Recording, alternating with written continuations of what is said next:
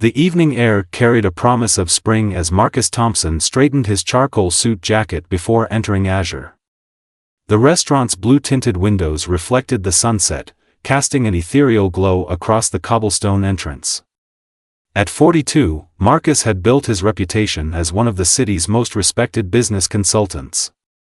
Tonight was meant to be a celebration, the culmination of months of negotiation and planning. He paused at the ornate oak doors, taking a deep breath. The weight of the papers in his breast pocket reminded him of what this night truly meant. As he pulled open the heavy door, the gentle notes of a piano welcomed him into the warmth of what was now, though no one inside knew yet, his establishment. Marcus approached the host stand where a young woman with a tight smile directed him to a table near the window. He settled into his seat, admiring the restaurant's elegant decor, crystal chandeliers catching light, white tablecloths crisp and immaculate. The menu looked promising, exactly what he expected from the establishment he'd researched thoroughly before purchasing. "Excuse me," Marcus gestured politely to a passing waiter. "Could I place an order?" The waiter, tall with cropped blonde hair and a name tag reading Derek, glanced at Marcus, then looked away. "This section isn't mine.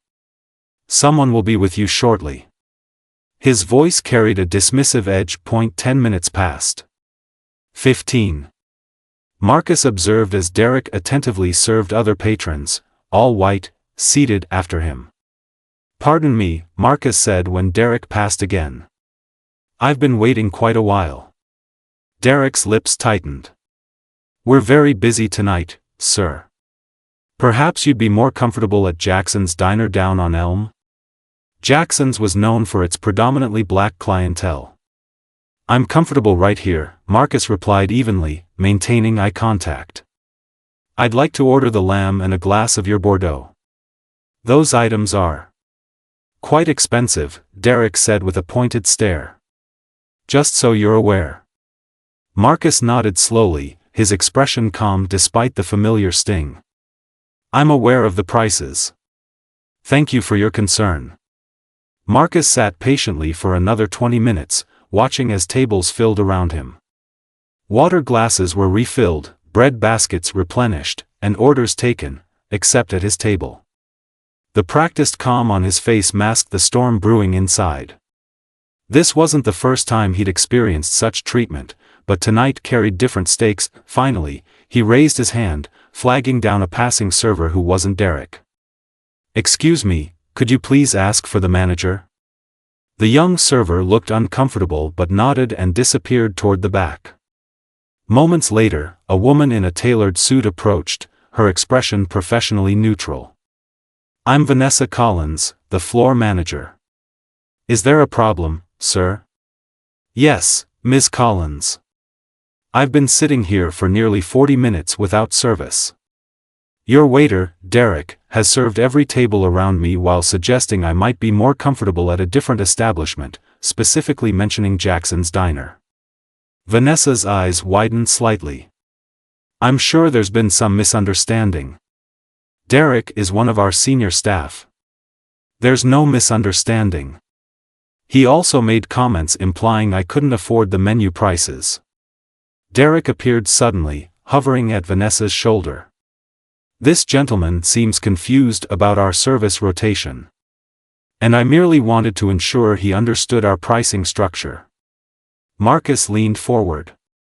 "I understand exactly what's happening, Derek." "Sir, perhaps you're being a bit sensitive," Vanessa suggested with a tight smile. "We're simply very busy tonight."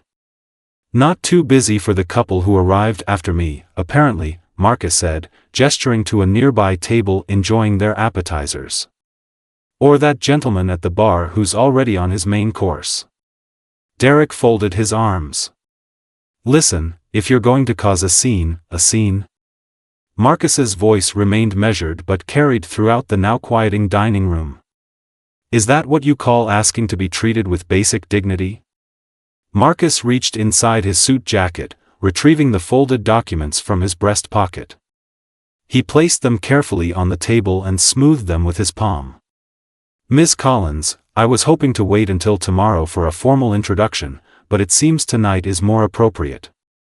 Marcus's voice was steady and clear enough for nearby tables to hear. My name is Marcus Thompson. As of 4 o'clock this afternoon, I became the owner of Azure.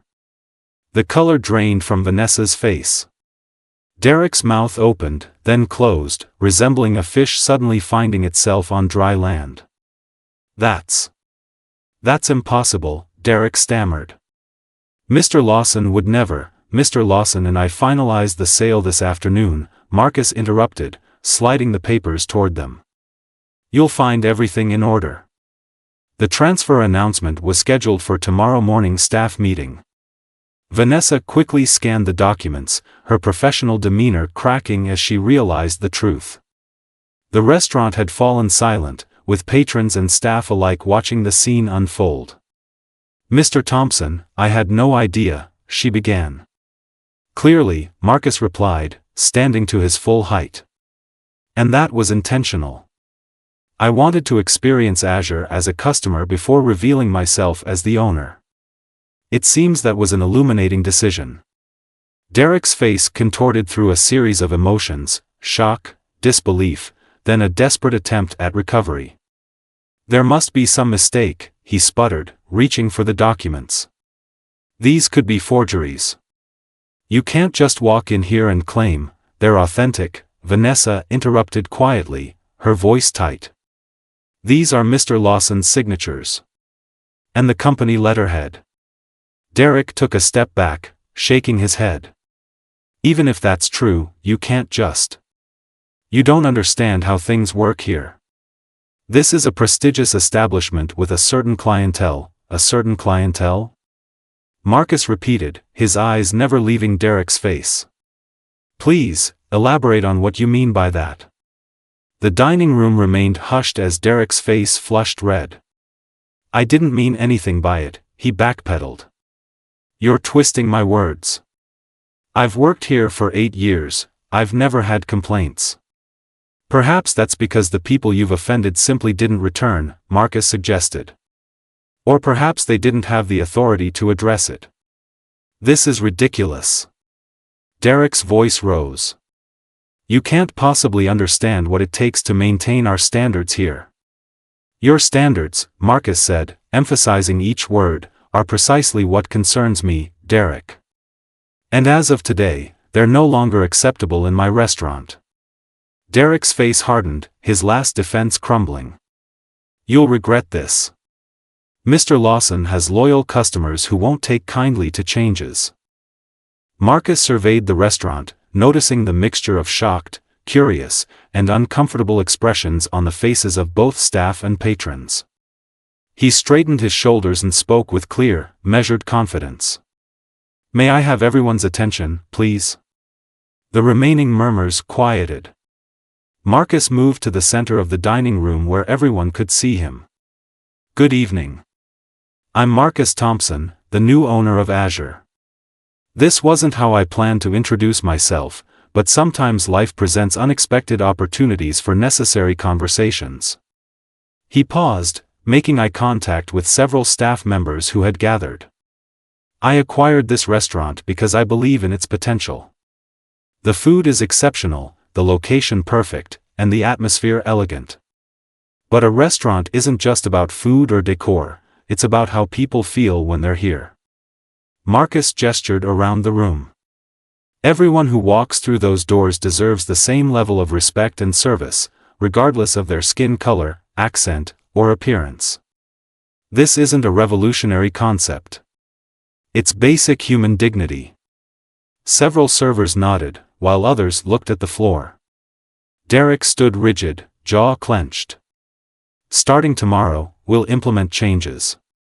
Not to the menu or the restaurant's character, but to its heart. Every staff member will receive training on unconscious bias. We'll establish clear protocols for customer service that ensure consistency for all patrons. Marcus turned specifically to the staff now. If you share this vision, a place where excellence in food is matched by excellence in humanity, I welcome you to be part of Azure's future. If you can't serve every guest with equal respect, I encourage you to seek employment elsewhere. His eyes found Derek's. No exceptions. Vanessa stepped forward. Mr. Thompson, I speak for most of us when I say we welcome this change. Some of us have been uncomfortable with certain practices but didn't feel empowered to address them. That changes today, Marcus said firmly. Azure will be known not just for its food, but for its principles. 6 months later, Azure hummed with energy on a busy Friday night. The restaurant had undergone subtle but meaningful transformations. New artwork from local black artists adorned the walls. The staff reflected the diversity of the city itself. Even the menu had expanded, incorporating influences from various cultural traditions while maintaining its gourmet standards. Marcus greeted guests at the door, a practice he'd implemented once a week. He watched with satisfaction as Tyrell, one of his new hires, expertly guided an elderly couple through the wine list. At another table, Vanessa, now promoted to general manager, was explaining the chef's new tasting menu to a mixed group of business executives. Mr. Thompson? A woman approached, extending her hand. Zara Williams from the Chamber of Commerce. I've been meaning to visit since hearing about the changes you've made here.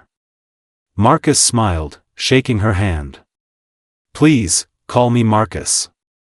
What you've created here goes beyond a restaurant, Zara continued. You've started a conversation that's spreading. 3 other establishments have reached out to me about implementing similar training programs. Outside, a line had formed, something unheard of in Azure's previous incarnation. The clientele was noticeably diverse, reflecting every facet of the city's population. The food must be exceptional, Zara remarked, gesturing to the crowd. It is, Marcus nodded. But I think people are hungry for more than just good food. They're hungry for places where everyone belongs. As if to underscore his point, laughter erupted from a nearby table, a sound that filled the restaurant with a warmth no designer could have planned for, but that Marcus had always envisioned.